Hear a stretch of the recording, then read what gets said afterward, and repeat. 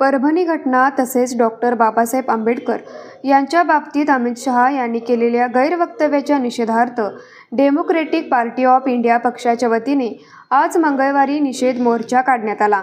हा मोर्चा बिंदू चौक येथे डॉक्टर बाबासाहेब आंबेडकर यांच्या पुतळ्यास पुष्पहार अर्पण करून छत्रपती शिवाजी पुतळा, CPR हॉस्पिटल ते दसरा चौक मार्गे जिल्हाधिकारी कार्यालय येथे काढण्यात आला। सदर मोर्चाचे नेतृत्व डेमोक्रेटिक पार्टी ऑफ इंडियाचे संस्थापक सुकुमार कांबळे यांनी केले। सदर मोर्चामध्ये प्रदेश प्रवक्ते अशोकराव वायदंडे, राज्य उपाध्यक्ष नंदकुमार नांगरे, पश्चिम महाराष्ट्र अध्यक्ष संभाजी पाटोळे, करवीर तालुका अध्यक्ष जीवन कांबळे, इचलकरंजी शहर अध्यक्ष बच्चन कांबळे, कागल तालुका अध्यक्ष राकेश पिराळे, राधानगरी तालुका अध्यक्ष प्रकाश साठे, सामाजिक कार्यकर्ते अजितसिंह राजपूत आदी उपस्थित होते। न्यूज मराठी 24 साठी पांडुरंग फिरंगे, कोल्हापूर।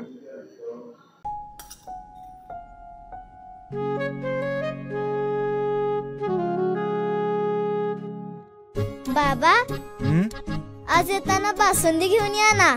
अगं, कालच आपण आईचा वाढदिवस होता म्हणून आणली होती ना। ऐकलं, गोकुळची बासुंदी पुन्हा खावीशी वाटतेय।